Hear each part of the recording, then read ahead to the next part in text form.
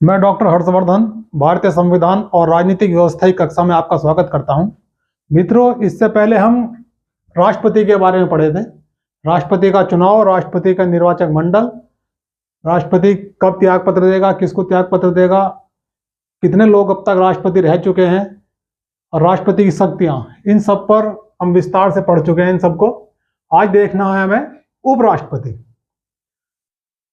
उपराष्ट्रपति के संबंध में अनुच्छेद 63 है। जैसे था कि भारत में एक राष्ट्रपति होगा, उसी तरह से भारत में एक उपराष्ट्रपति है। वह राज्यसभा का पदेन सभापति होता है। उपराष्ट्रपति का मुख्य कार्य है राज्यसभा की कार्यवाहियों की अध्यक्षता करना। जो सभापति होगा, जो उपराष्ट्रपति होगा, वही राज्यसभा का सभापति होगा और वही राज्यसभा की कार्यवाहियों की अध्यक्षता करेगा। अध्यक्षता मतलब राज्यसभा की कार्यवाही को संचालन करना। का पदेन सभापति होता है, वह राज्यसभा की कार्यवाही मतलब बैठकों की अध्यक्षता करता है या कार्यवाहियों का संचालन करता है। यही उसका मुख्य कार्य है।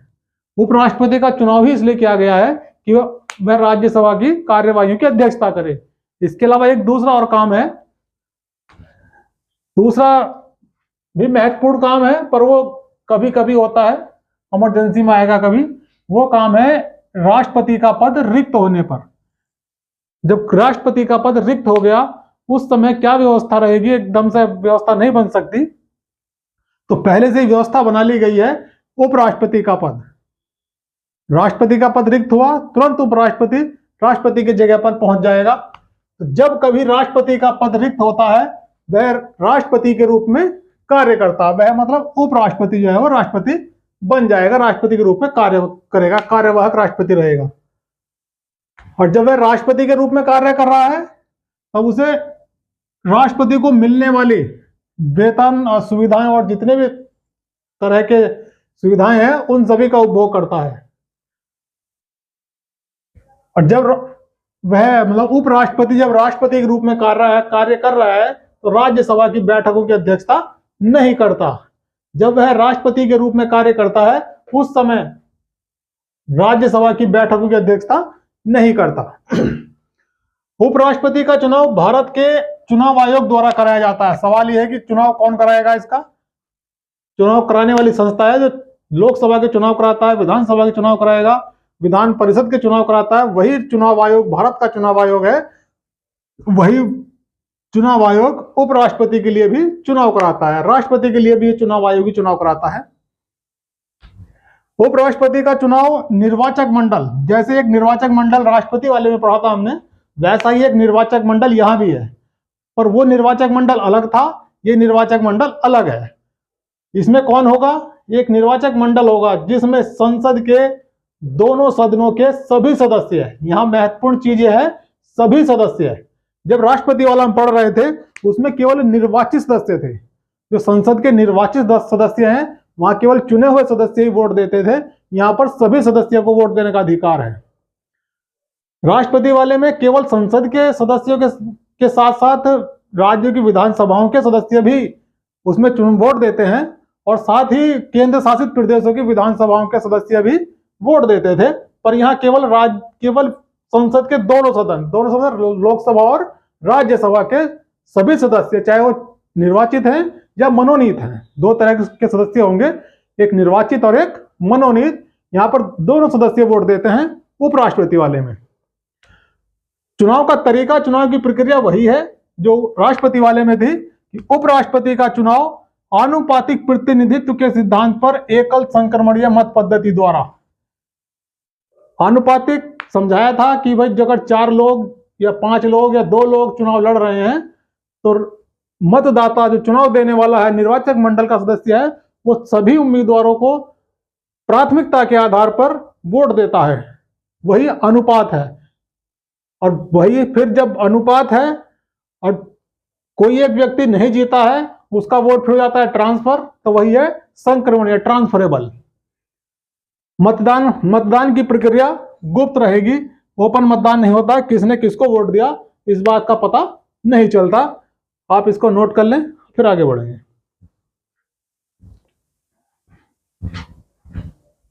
आगे बढ़ते हैं। उपराष्ट्रपति का चुनाव कोई हल्के व्यक्तित्व का व्यक्ति ना लड़ सके, कोई चलता फिरता व्यक्ति उपराष्ट्रपति का चुनाव ना लड़ सके, कोई सामान्य व्यक्ति उपराष्ट्रपति का चुनाव ना लड़ सके। इसके लिए संविधान में ही प्रावधान किया गया है। क्या आ गया है कि उपराष्ट्रपति का चुनाव वही व्यक्ति लड़ सकता है जिसके नाम का प्रस्ताव निर्वाचक मंडल के 20 सदस्य है।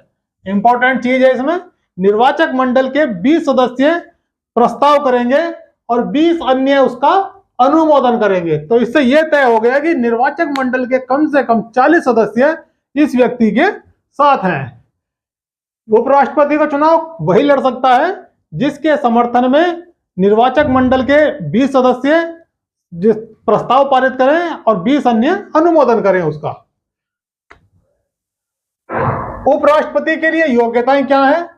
पहली योग्यता, किसी भी तरह का चुनाव हो भारत में, चाहे वो पंचायत का चुनाव है, नगरपालिका का है, विधानसभा है, विधान परिषद है, लोकसभा है, राज्यसभा है, कोई भी चुनाव हो, सभी में एक योग्यता आवश्यक है, भारत का नागरिक होना।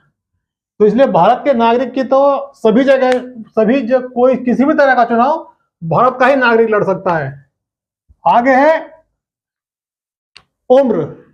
उपराष्ट्रपति का चुनाव वही व्यक्ति लड़ेगा जिसकी उम्र कम से कम 35 साल हो। अधिकतम की कोई बात नहीं, कितनी भी हो सकती है अधिकतम, पर मिनिमम जो आयु है वो 35 वर्ष है। राष्ट्रपति वाले में भी 35 वर्ष है और उपराष्ट्रपति में भी 35 वर्ष है।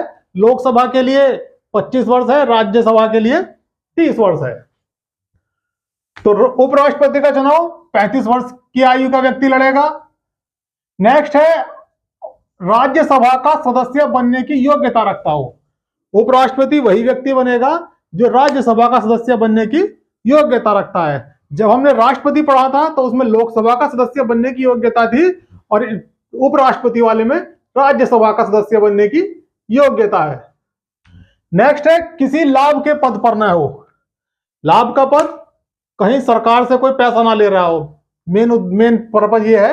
पर उसमें कुछ पद अपवाद स्वरूप हटा दिए गए हैं, जैसे राष्ट्रपति का पद, सरकार से सैलरी आती है पर इसे लाभ का पद नहीं माना गया। उपराष्ट्रपति का पद भी लाभ का पद है। केंद्र में या राज्यों में मंत्री होना या राज्यों का राज्यपाल, ये भी लाभ का पद है, पर यहां इस काम के लिए इसे लाभ का पद नहीं माना गया। राष्ट्रपति, उपराष्ट्रपति, केंद्र एवं राज्यों में मंत्री, राज्यों में राज्यपाल का पद इस हेतु लाभ का पद नहीं माना जाएगा।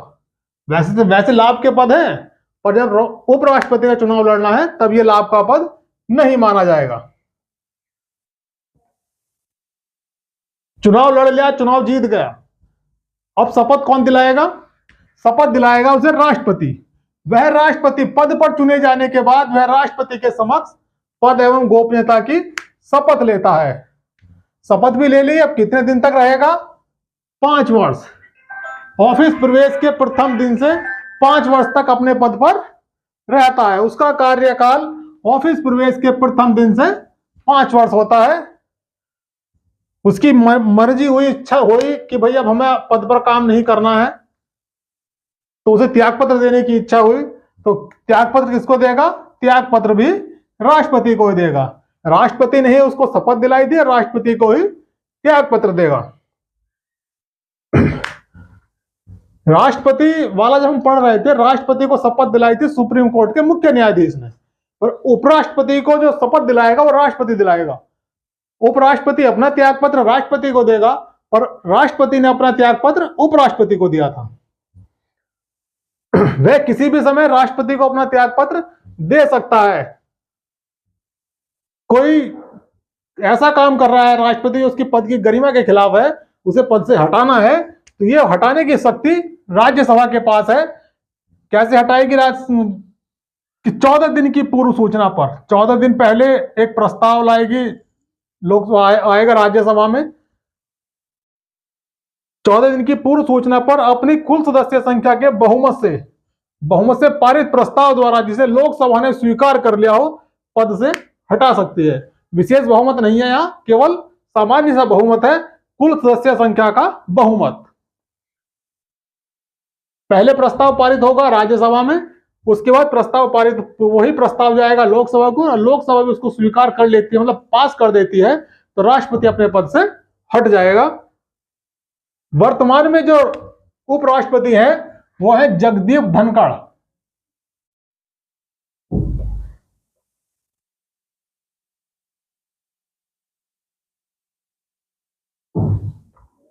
धनगढ़ या धनखड़ ऐसा ही कुछ है, धनखड़, ये धनखड़ है।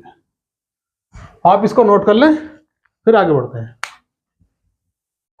आगे देखते हैं, उपराष्ट्रपति को पद से हटाना है, तो उपराष्ट्रपति को पद से हटाने का प्रस्ताव राज्यसभा में आएगा, 14 दिन की पूर्व सूचना पर आएगा, और जो पूर्व सूचना है उस पूर्व सूचना पर 50 सदस्यों के हस्ताक्षर, राज्यसभा के 50 सदस्यों का हस्ताक्षर होना जरूरी है।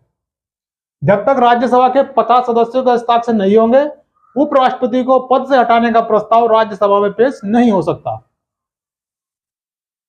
नेक्स्ट, कोई व्यक्ति कितनी बार चुनाव लड़ सकता है? कोई पाबंदी नहीं है कि वो 2 बार उपराष्ट्रपति बन चुका है तो तीसरी बार नहीं लड़ेगा, या इतनी उम्र हो गई है, इस बारे में कोई प्रावधान नहीं है। यह कि कोई व्यक्ति कितनी भी बार चुनाव लड़ सकता है। सुविधाएं क्या होंगी? उसे उतना वेतन और अन्य सुविधाएं मिलती हैं जितना संसद निर्धारित करती है। संसद निर्धारित करेगी कि उसको कितना वेतन देना है, कोई वेतन आयोग अलग से नहीं है। उपराष्ट्रपति के चुनाव में कोई विवाद हुआ कि उसकी योग्यता को लेकर के मतदाता के मंडल को किसी भी तरह का हो सकता है, तो अंतिम निर्णय जो होगा वो सर्वोच्च न्यायालय, सुप्रीम कोर्ट करता है। भारत का सर्वोच्च न्यायालय, भारत का सुप्रीम कोर्ट अंतिम निर्णय करता है। राष्ट्रपति उपराष्ट्रपति के संबंध में मुख्य बिंदु लगभग हो चुके हैं। अब देखना हमें कि कौन व्यक्ति अब तक उपराष्ट्रपति के पद पर रह चुका है। तो अब तक कुल 14 व्यक्ति उपराष्ट्रपति के पद पर रह चुके हैं। पहले उपराष्ट्रपति थे सर्वपल्ली राधाकृष्णन, 1952 से 1962 तक।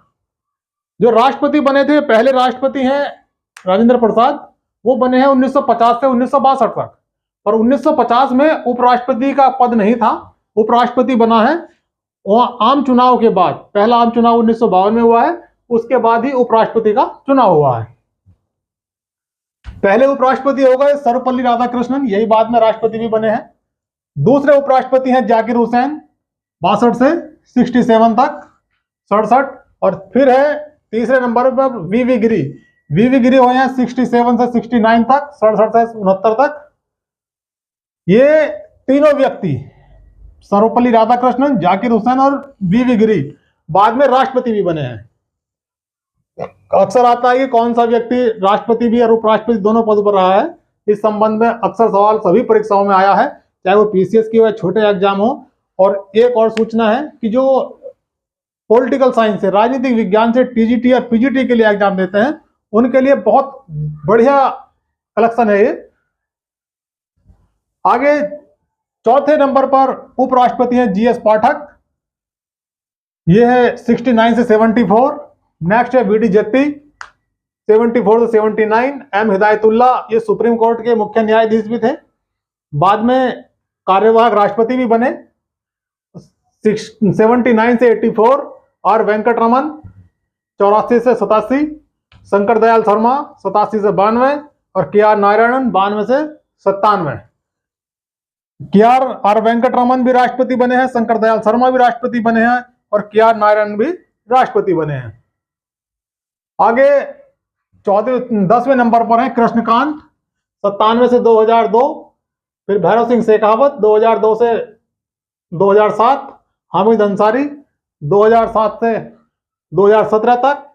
इसके बाद एम वेंकैया नायडू, 17 से 22। और वर्तमान में जगदीप धनखड़ जी हैं।